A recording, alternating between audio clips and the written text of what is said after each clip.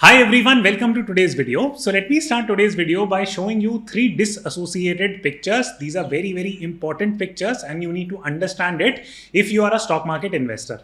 So this is picture number one and this is from Skion Asset Management Company, which is run by Mr. Michael Burry. He has been extremely pessimistic about the market and guess what? He has actually acted upon that advice and he has sold almost his entire portfolio. So you can categorically check that the prior market value was roughly this. And now it is only 3 point something million dollars. He has literally cut his entire portfolio. That's part A. Part B is that Mr. Dalio has also decided to sell something like Alibaba completely from his portfolio, which is again a little bit of a worry sign. Now let me talk about picture number two, which comes from Fed meetings or the US Fed, what decision they are taking. So they are basically saying that, you know what, inflation is high in the economy and guess what, we are going to keep on increasing the interest rate till the time inflation gets in control. This is very similar to all Paul Volcker has done back in the 80s when inflation was very high in the US. He decided to keep on increasing the interest rate. There was a lot of unrest in the US. He did not bother. He kept on increasing the interest rate. And what followed after was 2 decades of excessive growth in the US. So this is the second key point, that US has made up its mind that no matter what, we are going to increase the interest rate till the point the inflation is controlled. However, the markets have not reacted to this news negatively because if you check the last 5 days trading data, the US stock markets have been up. They have not gone down.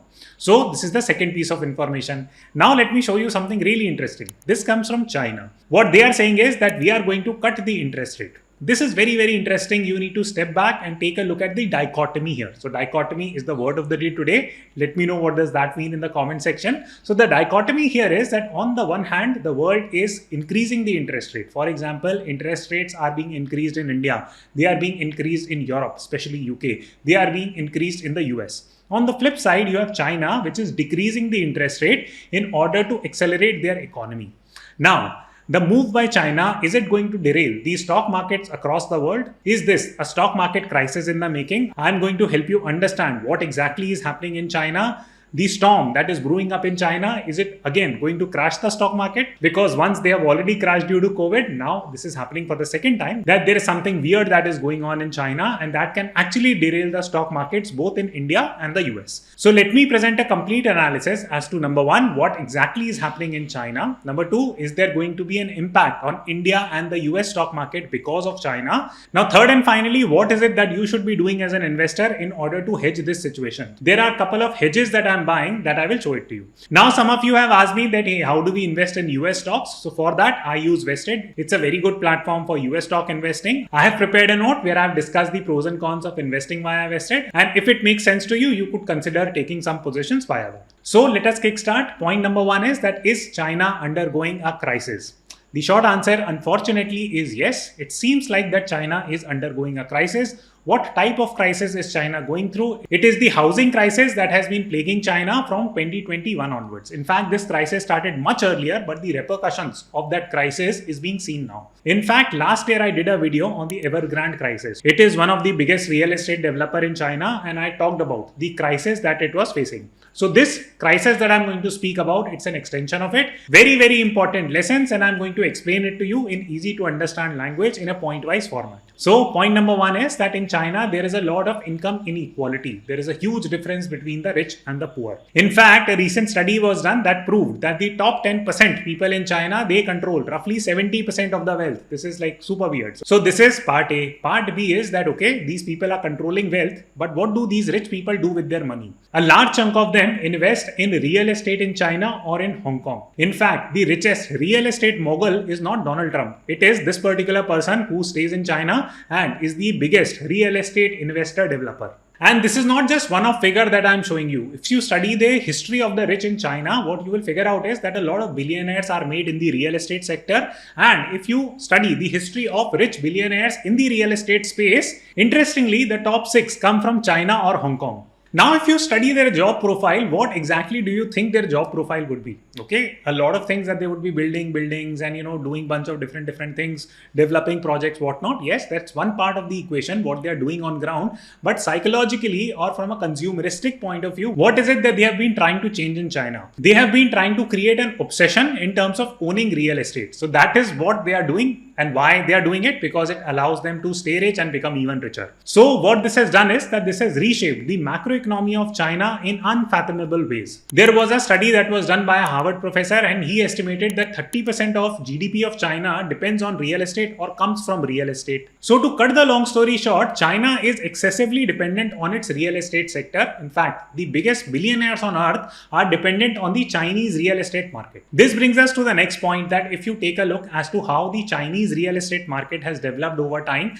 and how it is impacting the common citizen, take a look at the real estate prices in China, and the top 3 spots are hoarded by Chinese cities. In the US, people have been cribbing these days that the cost of real estate is very high. In Mumbai, Bangalore, we crib that cost of real estate is very high, but the top 3 spots are taken by Chinese cities. So you need to step back and ask yourself a basic question as to why there is overinflation of real estate prices in China. The answer lies in reselling of homes. So a lot of homes are sold, then they are resold, then they are re-resold. And the market has been booming for at least the last 2.5 decades in terms of real estate growth. So Chinese real estate has become a behemoth, and whatever growth China has experienced, a large chunk of it comes from the real estate sector. Now there is something systematically off in the Chinese stock market investing, and you can check it from their index. For example, in India, we have Nifty and Sensex as index, and we often praise that, India's index is growing at such a fast pace, and we should do index-based investing, etc., etc.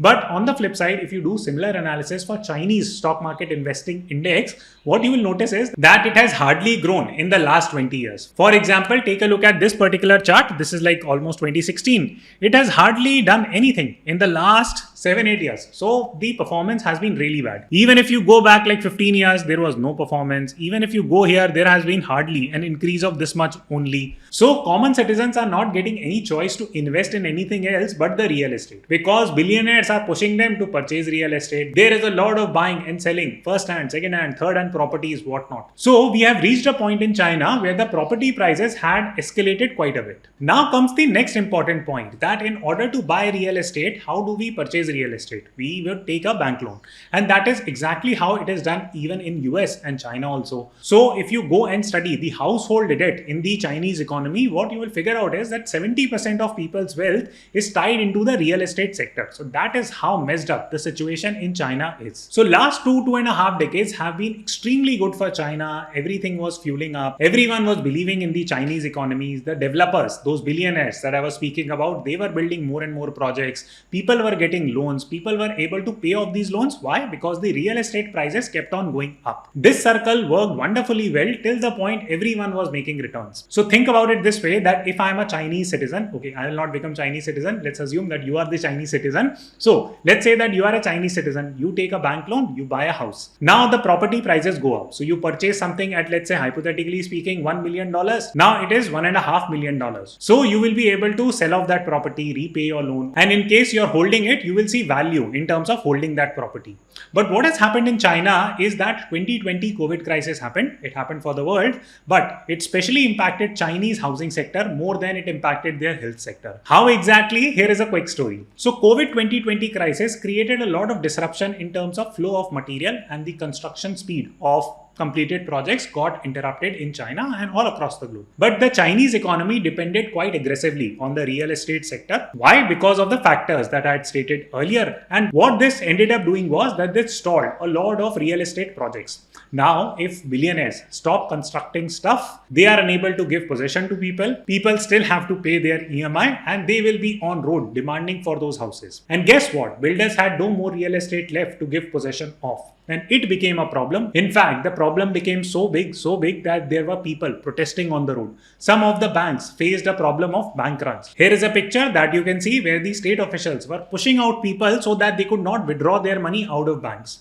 Now, why did this entire situation happen? It's very similar to 2008 crisis in a way. In 2008, US faced the subprime mortgage crisis. Now, what happened exactly in subprime mortgage crisis? Again, very similar situation that real estate prices were going up and they suddenly tanked, and people, whoever had taken loans from the bank, they started defaulting. Now, banks unfortunately could not sell the underlying asset, which was the house. Why? Because imagine this, that the property on which a loan has been given, if it costs $1 million and suddenly the price has been been cut in half, that value of that property has gone down. So even if when people defaulted, the banks would sell, but still would not be able to recover their principal amount of loan that they had given. So this leads to something called as mortgage payment crisis. And guess what? A lot of banks in China right now are facing that similar issue, that people have taken loans from these banks. They are unable to pay back. Why? Because they are not even getting the possession of the house. They are thinking that, hey, why we should repay the loans? The banks have no underlying asset to sell, or even if they are having those assets to sell, they are being sold at dirt cheap prices. And this is leading to a banking crisis in China now. So what the government has done is type of shady. So what they have done is that they have cut the CRR lending rate. So in India, we have something called as cash reserve ratio. What does that mean? That for example, if you are going and depositing 100 rupees in HDFC Bank,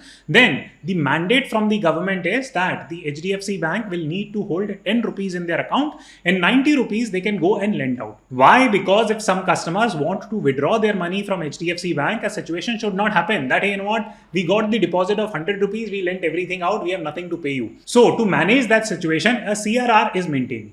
Now in China, that ratio was also maintained, and it is also maintained in other parts of the country. But the Chinese government have decided now that, you know what, we are going to slash this CRR requirement. So instead of asking their banks to hold 10 rupees, they are simply going to ask that, hey, just hold 5 rupees. So that brings down the CRR requirements. So that way there will be more liquidity in the Chinese economy. Is that move right? Is that move wrong? I do not know. There are several macroeconomic repercussions of such a move, which is very, very hard to analyze for anyone. But to cut the long story short, right now, Chinese government is trying to deal with that situation. So a very quick summary is that China is indeed going through a housing crisis that seems to be blowing out right now. And given the opaque nature of banking in China, the world is unable to address and figure out what exactly is it that Chinese government is doing and what the implications would be.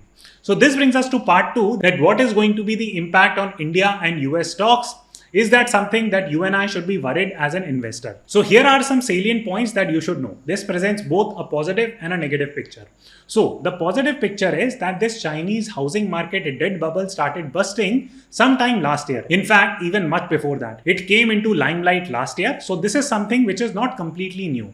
The world could anticipate that, you know what, some Chinese debt bubble is bursting and it can have repercussions for us. Mix that together with Russia-Ukraine crisis, high inflation problem that the world is going through, the supply chain disruption that is happening. All this has already impacted the stock market to a very large extent. So this is the positive part, that this is not a new crisis in the making. But here is the emerging fear, and the emerging fear is that no one understands that what Chinese government is doing. So that's one, what their action plan is, they do not disclose. So it becomes very hard for the world to understand what level of debt exposure the Chinese banks have to this debt. So this is problem number 1. Problem number 2, and a more significant problem, is that China has loaned out a lot of money to the US. And here is the entire snippet for you. And you can see that there has hardly been any change in terms of the US reserves that they have maintained. And the quantum amount or the absolute amount of money that they hold is huge. What can China do in order to somewhat mitigate this problem? They can go and start selling the US dollar. The moment that happens, that will hit the US stock market and it will create problems for the Indian stock market also. This is the primary worry that we are facing. It's not that China is facing a housing crisis. They have been facing the housing crisis, but the issue is that they have already been selling some of the US dollars in reserve and they can accelerate that pace. And if they accelerate the paddle and start selling these US dollars at a faster rate, that will create a lot of negative repercussions for the entire economy. So which brings us to where I started the story from, that right now Michael Burry is extremely negative about US tech stocks. He has sold everything. The only stock he has in his portfolio is some prison stock, which I have not analyzed. And he is being extremely bearish about the tech sector. Why is that? Because China is selling the US dollar and it will hit the tech companies first. And the weight of tech companies on Nasdaq is very, very high. Another related point that I can explain by looking at the Apple pricing chart is that Apple has almost reached its previous peak. For the last several months, I have been extremely bullish of US tech stocks. I have been purchasing in quite heavy amounts. I might be liquidating some of my position. Now, what will I do with that money? I'm going to purchase some Vanguard ETFs. For example, I'll purchase this mutual fund called as Vanguard ESG. This gives me exposure to both growth companies also and defensive companies also. I'm not exiting my positions in tech stocks. I'm still a very big believer, and therefore therefore this mutual fund makes sense to me. Second key point, I'm going to purchase this particular Vanguard. It gives me a lot of exposure to Southeast Asian companies. Some are Chinese, majority of them are not. So I'm diversifying some of my international investments out of the US. I hope you enjoyed this analysis. If you did, please press the like button and I will see you soon.